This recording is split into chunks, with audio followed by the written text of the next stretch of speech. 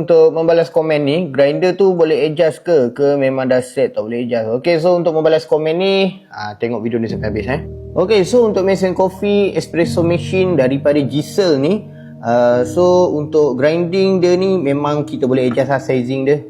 Okay, daripada 0 sampai ke 18 bergantung kepada coffee bean yang korang guna lah. Ikut kesesuaian korang, sebab itulah sebelum guna kena calibrate dulu ikut kesesuaian korang, ikut tekak korang lah nak dapat yang macam mana. Okay, so macam ni lah dia punya cara nak guna dia.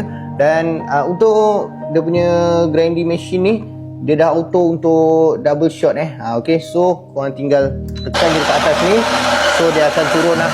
Dia akan turun dan dia akan stop sendiri, ataupun korang boleh je tekan stop.